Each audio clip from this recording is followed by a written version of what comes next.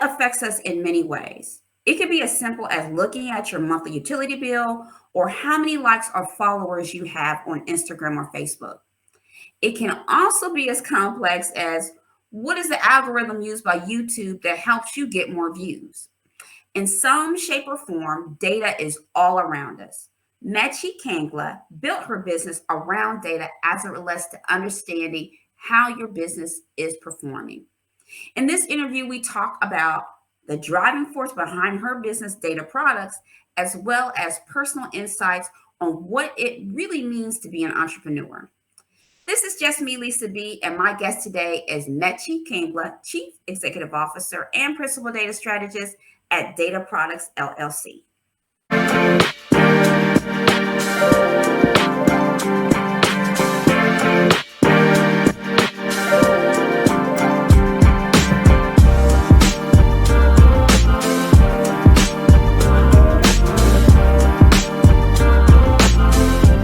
Welcome, Mechie, to the show. I'm so happy to have you. Well, thank you so very much, Lisa. It's my pleasure to be on. You know, I read your bio, and to say that I was blown away, it's an understatement. Because, girl, you have got it going on. It's so impressive, your background. And I'm not even going to talk about it because I'm going to let you speak your own narrative. But, you know, you've had an incredible entrepreneurial journey. Tell us about Data Products and what guided you to start your own company. Well, you're very kind because I'm looking at that same bio and I certainly don't feel the same things that you do. That's very kind of you. Thank you. So my journey is, how shall we say it? Very educational, academic focus in terms of the background. Mhm. However, it's never been straight. It's meandered all. It's not a straight path, not by any means. Did research PhD in mathematics and applied computer science, applied mathematics and computer science. Did a postdoc stint at Lawrence Livermore National Lab, and then decided, nah, I'm just gonna be a trader to my academic background in teaching and principles and go move on to the industry. And so moved on, started in startups, did some quant work, algorithmic science stuff. That was all pre-data science, by the way. Mhm. So the sort of terms that we used to sort of call data science and AI at that time, right? AI was heavily research, only academia. Companies were not sort of employing it in their operations at that point. Mhm. And then worked for a big, huge startup out in Chicago. I'm from Chicago, and decided I really wanted to step away. If anyone here has worked for a large corporation, there's a huge focus beyond the work. Yeah. And at that time in my life, I really did not care for anything other than producing work. Okay. Yeah. And I work on the same page. I understand what you're saying.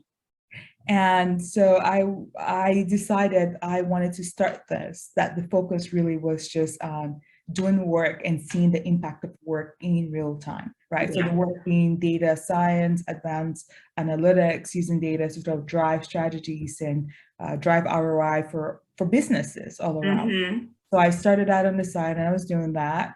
And I got a call from a large consulting firm that I could not resist. It was a fantastic offer. Uh-huh. And I worked there for a while and I was doing similar stuff, advising their partners and senior leaders and executives and their clients on how to sort of build data strategies, take solutions that they're doing in-house and create intellectual property that they can own and monetize it. Mm-hmm. Also all rounded around the idea of data.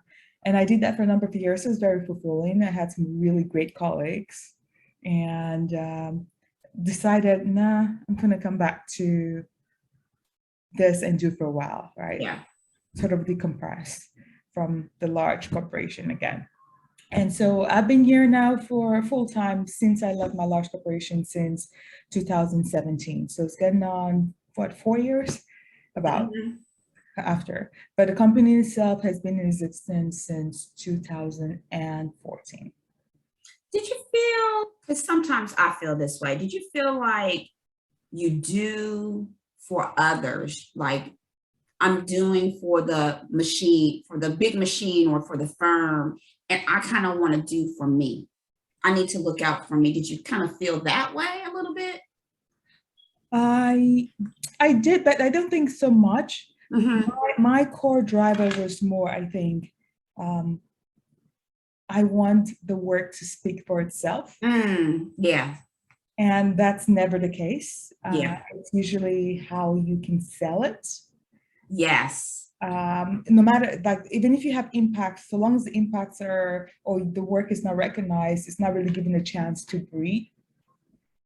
And if you cannot breathe, then you really cannot see the full extent of the impacts it can actually drive. Yeah.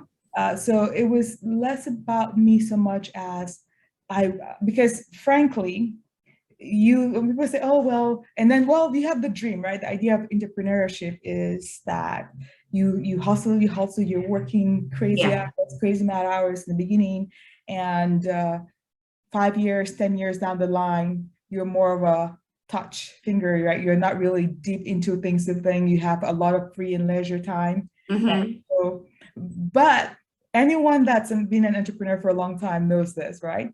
You leave your 9 to 5 and you're working 24/7. Yeah.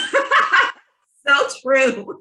Right. You think you're gonna have more free time? No, you're always working. I have my laptop with me when I go on vacations. I'm not saying that everyone should do that, but I'm always having my laptop. And I don't work all the time, but I'm like, maybe I can map out an hour or so to catch up on urgent things that I need to take care of. Mm-hmm. But you're always working. But I would rather work 24/7 for myself than work 24/7 for somebody else. Yep, I get that. I think that's the huge difference, because then you're like, I'm doing all this for somebody else, and you just get that fulfillment, like I'm doing this for me, and you're just like, I'm this is me, but for somebody else, it's a whole, you feel some type of way. It's a whole different story and a whole different ball game. When you're on call, you're working 24/7. They demand more things of you. But when you demand more things of yourself, you don't care so much. It changes. It changes. Your mindset shifts. It does. And it even changes later on when you have employees. It stops being about you. Yeah. For them. Do you feel like you're a nurturer? Like, when you brought the employees on, now you feel like, now I can nurture my employees on what my vision is. This is what my business is going to be about. And they can and tell the story of what I really want to do with my business. Oh, absolutely. Absolutely. Mm-hmm. You feel responsible for them. Their failures are your failures. Make no mistake about it. You're not communicating correctly. You're not motivating them correctly. You're not doing the right stuff. So really the buck stops at you. So as a woman who is a minority in a mostly male-dominated field, were there any challenges that you faced as you were building your business? Oh my. Oh yes, and still do. Oh yes, and still do. And it's not just about building. I think it's something that I expected. And it's not just about the business side of things. So in school, you do face some slides. At work, where you're working for someone, you certainly do. And so in the business, you do as well. The sort of mindset to think about it is like, you can't be worrying about what someone's perceiving you because of something the way you are. Just go ahead and do your stuff and do your best. That's really all you can do. Right. And really don't spend too many hours in thinking this person so and so and so and such. Focus on the work. This is the business. This is the value I can bring to you, right? So your value proposition, if they see that and they really appreciate the value, great. If they're blocked by something else, right? That's on them. They lose the opportunity, because remember, it's about, you're not wanting them to give you money for free. You're bringing them something of value that's much more than what they're paying you for, as a matter of fact. And so if they can look past that to recognize that this is a great value for me and my firm, and if they're any good sort of leader, they should be able to recognize what's good for the firm. Exactly. It won't be an issue. Yeah, I totally Agree. And that's sometimes that's easier said than done, because I think you get blindsided by, what others think, or, you get kind of like railroaded, but you got to this is the time where you need to have the blinders on and like, nope, I'm not even going to listen to y'all. I'm going to keep going. You're not going to sidetrack me from all this foolery that you're talking about out here, because I know what I'm worth and I know what I can bring to the table. It does help to have some sort of mechanism to sort of recharge and reset. Yeah. Whether it's a vision board or mastermind group or just supporters or mentors, that we're all going to face that time where it's hard and sluggish and you cry and pull your hair or you're disappointed, whatever it is. So having that sort of mechanism to sort of pick you back and like reset your mind and put you on your track, and one of the things I find beyond that mechanism to sort of set you back on your track and bring back your fighting spirit, defining your reason why. I like that. Go into that. So when you start out to be an entrepreneur, what is your reason? And make it one that's beyond materialism, something that touches you at an emotional level. And that no one else can define that for you. Only you can define that for yourself. And so when the going gets tough, and it will get tough, lots and lots and lots of time. Yeah. Look back to what is your why. I like that. All right, I'm gonna have to use that. I'll give you some credit. But I like that. That's some good stuff. I know I'm gonna backtrack a little bit. I know you say you touched on, you need some time to reset, when things get tough. What do you do to reset? Oh, I run away. Do you run away to a tropical place with a drink with an umbrella in it, or? Oh no, not that. Actually, I don't care so much for beach vacations. Okay. I like adventures. Oh, okay. I like to immerse myself in a different space, in a different culture. I believe, one of my philosophy in life is we have this one fantastic life to live. And I want to experience as many great things as I can. I've been fortunate enough to be able to afford to experience things most people cannot. I want to fill my life with experiences. I want to go to Iceland and see how people live there and eat there and try things. I want to go to Alaska. I want to go to Seychelles. I want to go. I've been to Paris. I want to explore different cultures. I want to go to Vietnam. I want to sit on the side of the street, ride a tuk-tuk in India. Yeah. For me, when I go back, if I can take a break for 1 week or 2 weeks and come back, I'm reset, I'm refreshed, I'm more appreciative of what I have. Yes. And I can dive back into what I need to do. I like that.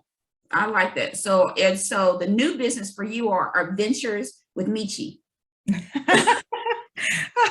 I'm not sure if you're up for it. There's your second side hustle right there. Absolutely. And it doesn't need to be far too. You don't need to go out of the country. No, you don't. There are places in the United States that you can do.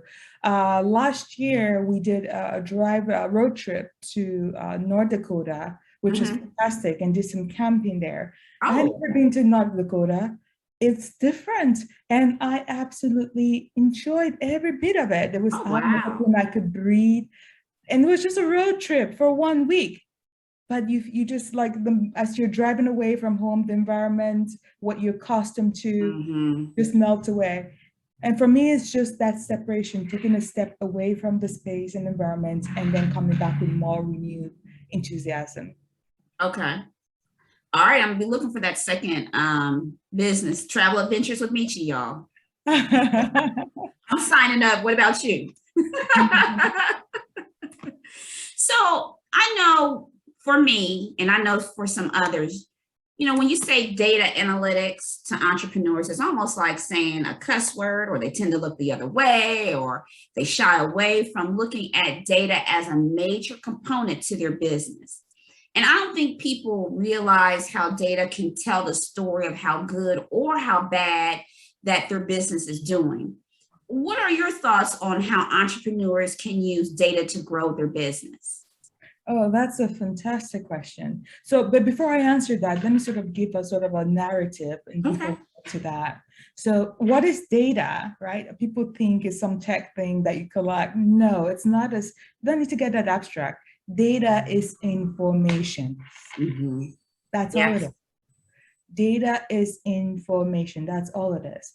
Now, the question is, do you think that with more information, you can make better decisions?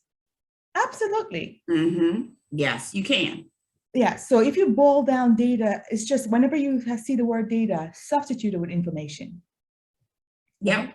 And now when you do analytics on data, it's basically sort of matching some information to something that's tangible to some sort of a decision or action that you're trying to take. That's sort of the idea of doing analytics, whether it's machine learning or simple prediction or regression, something, any simple analysis is basically bringing the data or the information within context of an action that you're trying to take.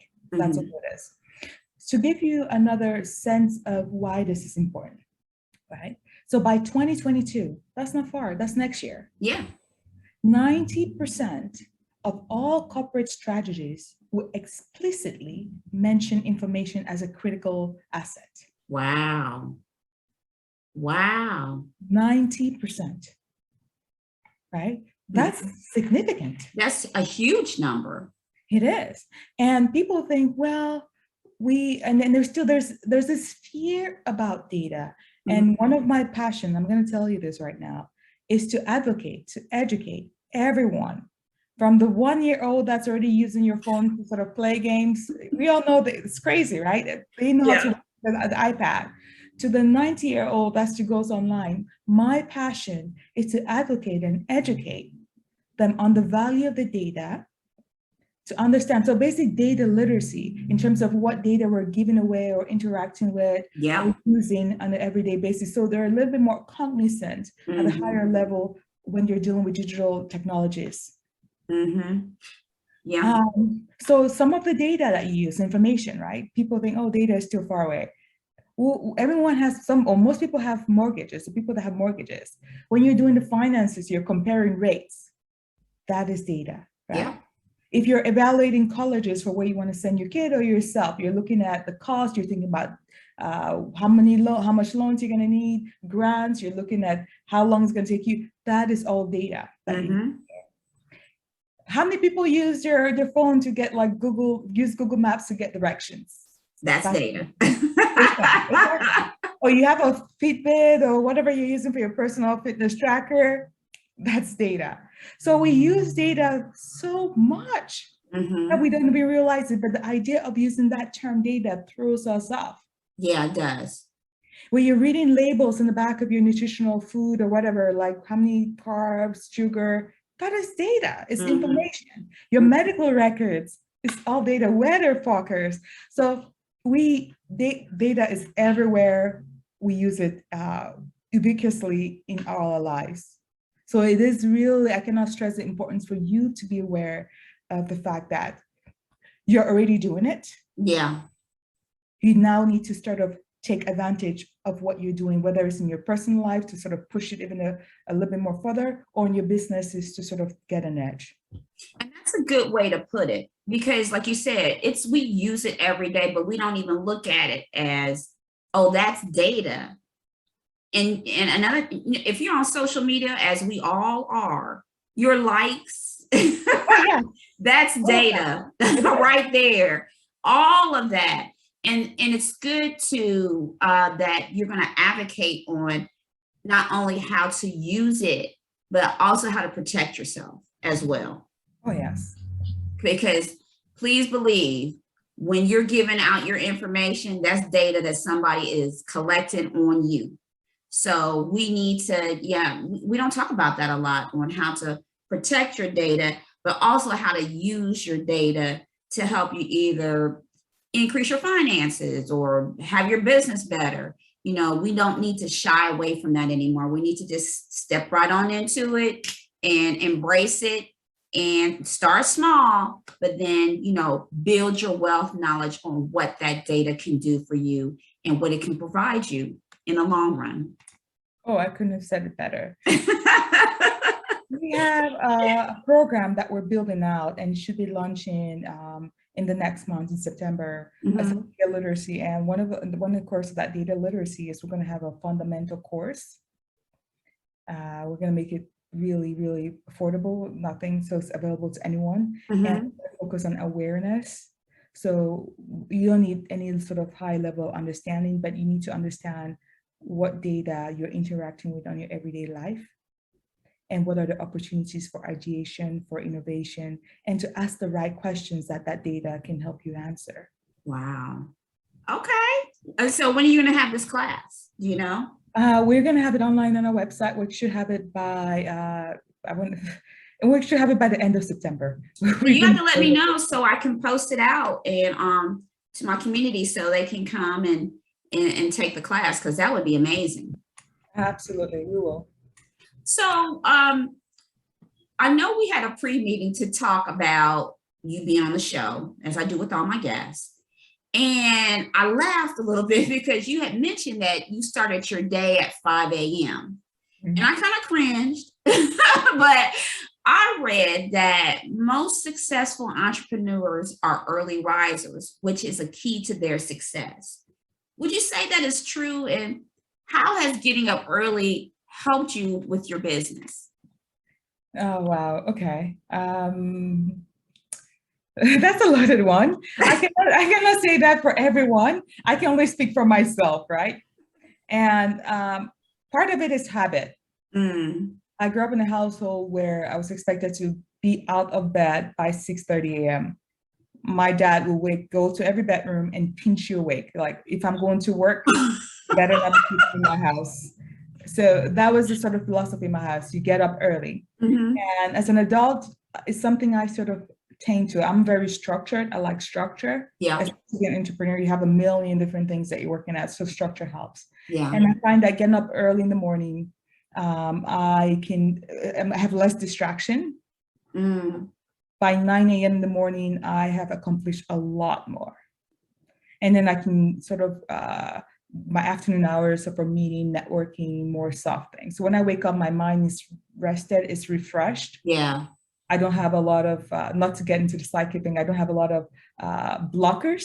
Yeah. Yeah, true. And so I can basically attack my day with gusto and enthusiasm. And so that makes a difference in my productivity quite a bit. Yeah, I tried it and you're right. When I got up at 5 o'clock, well, 5:45, because I hit the snooze button a couple of times, but we're not going to go into that. So when I got up early, by the time it was 9 o'clock, I was like, wow, I really accomplished a lot. But when I get up late, like 8:30, and then try to roll in and get things at 9, I feel like I'm playing catch up. I'm like the hamster on the wheel trying to play catch up. So there is something to getting up early in the morning, to, even if it's just you getting up to meditate, you don't have to do anything, just to kind of collect yourself and prepare yourself for the day, because it's so quiet and nothing is going on. Nobody is bothering you. Even if it's just that, that's a good habit to start having. So, when you said that, I was like, yeah, I read that, that's, and I wanted to tap into, like, what do you do? Are you like, I'm done with my day by 9? So what's interesting, so two things are interesting out of that. The first thing, you mentioned meditation. Oh yes, everyone, please meditate. I don't care if you're just starting out, take 5 minutes, 10 minutes. You can afford 5 minutes, I assure you. You can keep away the Facebook and Instagram for 5 minutes and meditate. Yeah. Makes a significant difference. We can't notice it. And so if you meditate, you understand that part of our blockage in terms of how we produce and interact with the world is because we get into, trying to find the right term for it, we just use those term blockers that we interact with things and they weigh on us, and so we're not able to perform the next sort of interaction as we would. When you go to bed, you release all of that energy. Yeah. And you wake up, you meditate, which means your mind is fresh. And so you want to keep the most important tasks to address after you meditate in the morning. When your mind is fresh, no distractions. Mm-hmm. Hopefully you're not up at 5 a.m. at that point. You can get it out of the way before you start working with them. And another interesting thing is my partner is the opposite. He does not wake up at 5. He's more of a sleeping late and goes to bed at 3 a.m. and wakes up at like 8 Oh, a.m. wow. So it's the opposite of me. And so there was a lot of friction when we first started dating many years ago because we had such opposite sort of lifestyle. I was trying to convert him like this is the right way. And this is someone that had sort of practiced it throughout all his life. And you sort of come to the realization that, nah, you know, you're just going to avert your eyes to whatever he's doing and do you. Yeah. Oh, tell me, how would you define success? I know people think success, people have different notions of what success is. And as an entrepreneur, how would you define success? Oh, wow. That's a hard one. I would say this. So success is either success is always attained when you're working towards a metric or a goal. So we have that goal right there. And I would define success as either a shorter distance, whatever that means, what is a half a step, a quarter of a step, or a sprint, a mile closer to that goal, or it could just be information to arm you to closely get to that goal. Like being more aware, more informed, being more experienced. Yeah. To get to that goal. So I don't really believe in failure. I should say this again. There's no such thing as failure. Okay. You may not get what you want or how you thought you were going to get it. That's not a failure. In my mind, by not getting it, you've acquired something. You've acquired knowledge. You've acquired understanding. You've acquired maybe even bigger purpose. And with this information, if you were to start again and have that same goal, you're closer to that goal than you were when you originally started that journey. The only failure, I would say, is not trying in the first place. I so agree with you. I so agree with you. And that's another trait of someone that's a successful entrepreneur, because when they fail, a lot of people, when they fail, they're like, this is not for me. They just throw in the towel. But a successful entrepreneur, another trait is when they fail, they hindsight, they take a look at it, they get up, they brush their shoulders off, and they keep it pushing. And they go on to whatever they were doing and not make that mistake again. They learn from that mistake, but they don't throw in the towel and quit. So listen, I'm going to push back on you a little bit on that. Okay. Yeah, because I think both are successes. Okay. The ones that don't quit and the ones that quit are successes. So let me tell you why I think the ones that quit are successes. If you're quitting and you're quitting for the right reasons, right? Being that you realize that you gain understanding that this is really not the path you want to go on. That you're closer to whatever goal you want than where you started. That is success. You would not have understood that without taking that journey. All right. And maybe you need to reset, find a new goal, and then continue to go after it. I like that. I like that. That's a good point of view. And I never really thought about it like that. But that's good. I like that. It is okay to give up. It is okay to change directions. It's okay to pivot. It is. It absolutely is. Yes. But I don't know. Would you call that quitting though? You just kind of like changing direction? I'm talking about the people that quit and just don't even like, you know, if somebody quits and they kind of like just pivot, like, okay, this ain't for me. I'm going to stop that.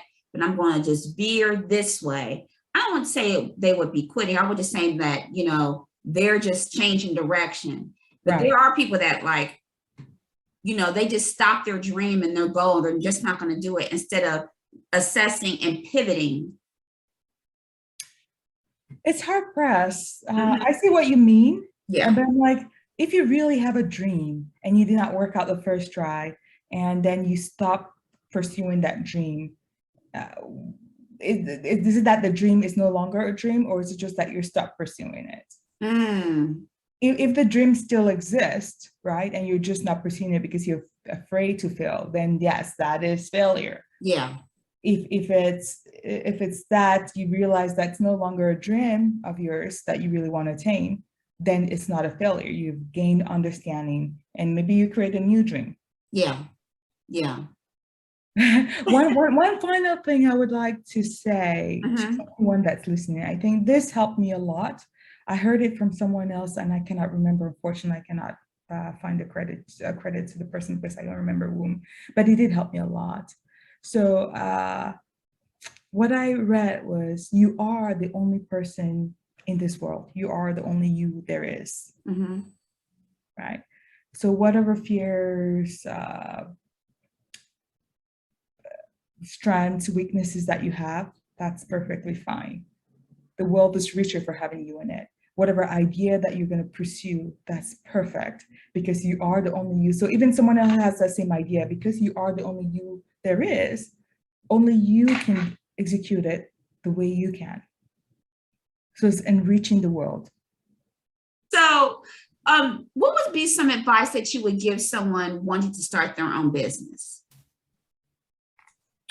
Ooh, you're just throwing the book at me with some hard questions here. So if someone were to want to start a business, I would ask them to first take a lot of time to define why. Mm. Right? Why do they want it? And it can be just because I think, no, it needs to be deeper, something full, something that they feel within their spirit. Once they have that reason, the next thing I would like them to decide in starting a business is they need to clearly define for themselves what problem are they solving. Mm. I'm from the Midwest, right? Yeah. So we're more salt of the earth. When we start business, it's not just about, oh, it would be cool to do this. No, it doesn't matter if it's technology. I want to know what problem, whatever business you're starting is going to solve. Mm-hmm. If you have that clearly defined for yourself and for every people you're talking to, it makes things much more seamless. I like that. And get mentors, get supporters, Mm-hmm. get networks. Those help a lot. Yeah. Yeah, that is true. I think, and just to touch on what you said, I think people, they are, it's the great American resignation. People are quitting left and right. They don't want to work for anybody. They want to start their own business. But what you pointed out is define your why is a good starting point for people that want to start their own business. And, don't do it because, oh, that's the right thing to do. I think everybody has a talent. Everybody has a specialty. Somebody's got a subject, as a subject matter expert in something. Mm. Hone in on that and see how it could benefit others with your expertise. Right. I'm going to pivot. Mm-hmm. What was your first side hustle? So I have not really had side hustles, but I'll tell you endeavors that I've tried. Okay. And this is when I was in school. And again, this is why my friends bring up this sort of notions. I remember when I was an undergraduate and working student loans and had like 3 jobs, right, to pay things and cover bills. And I remember thinking, I don't know how it occurred to me. Maybe I happened to hear from somewhere I went to University of Illinois, Chicago. I happened to see some procurement, right, for toilet paper. And I'm like, why can't I be the contractor that delivers this stuff? Seriously, that was a question. Why not me, right? Right. And so I started exploring, like, what does it take to become a vendor for the city of Chicago? How does one see what open contracts are there? How do I source or establish myself in some corner? So I did a bunch of research around this. Again, but fear and this sort of path that I sort of laid out either by myself or by the help of my family in terms of, if you go get a college degree, sort of stopped me. And like, I spent so many hours doing this. I probably have notebooks and notebooks of so many business ideas. You have no idea. And this is not just like notes that are reading out. I would have the idea. I would spend weeks and months researching it and oh, wow, doing competitive analysis and building together, but never just pulling the trigger. Mm-hmm. It would come to a point and I would just back off and not pull the trigger. So you were on top of the data game way early before you even stepped into school. I think it's something that's fundamental to me. Yeah. I am. But again, you forget this.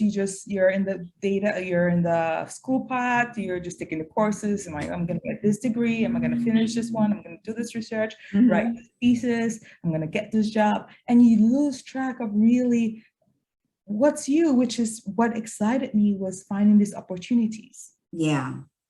Right. And how I can solve problems and basically make everyone a winner. That's part of the deal. Yeah. Yeah. Yeah. So that was your subject matter expertise, because it was already ingrained within you. And That's right. that now businesses are benefiting what you're bringing to the table. Oh, absolutely. And for the entrepreneurs out there, we keep talking about data, and like, yes, you've talked about how we use it in our everyday life and why corporates, like 90% of corporate strategists are going to have that as something that's important within their vision plan. But what does that mean for me? Let me break it down to you. The top 2 most valuable companies in the entire world are valuable because they have data.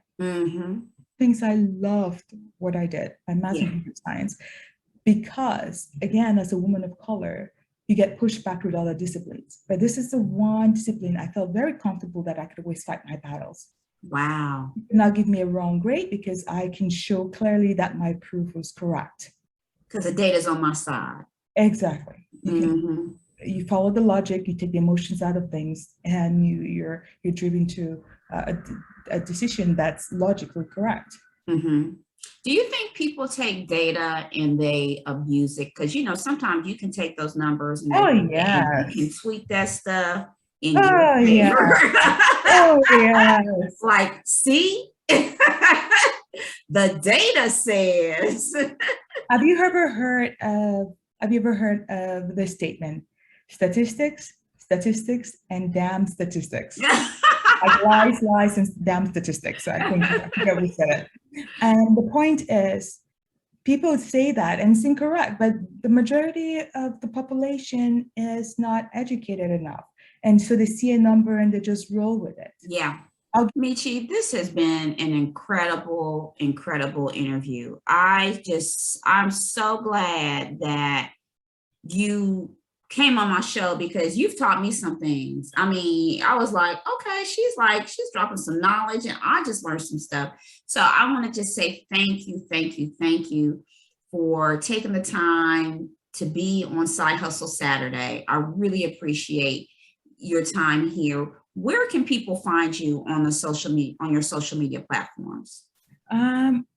You can find me on LinkedIn is the best. I have a Twitter account. I'm unfortunately not the best in terms of using, but tweet me and I'm sure I will respond. So you can find me on our website, dataproducts.io. I'm on Twitter at Mechie.N, and I'm on LinkedIn on my full name. You can find me by my full name. I'm sure I'm the only person with that name. So Mechie Nkengla, and you just Google on LinkedIn and you should be able to find me. So reach out to me if I can be of help in any way, and I will see what I can do. That's incredible. Thank you again. Like I said, I really appreciate it. Like I said, when we first interviewed here, you got me out of my comfort zone a little bit, but I really appreciate you being on the show, dropping this knowledge, making us more aware of data and your entrepreneurial journey, because it is incredible. And then some of your thoughts of, success and all of that, thank you so much, because it was incredible. It was just, some eye-opening things that I'm going to step back and take a look at from the point of view that you gave. So thank you so much. And Side Hustle Saturday community, as for me, y'all know where to find me. You can find me on Instagram at Side Hustle_Saturday. We on YouTube. Subscribe to my channel, Side Hustle Saturday Hustle Talks. We're going to be on there with exclusive content as well. And I'm on Facebook at Side Hustle Main Hustle. Side Hustle Saturday, thank you for rocking with me, and I will talk to you soon.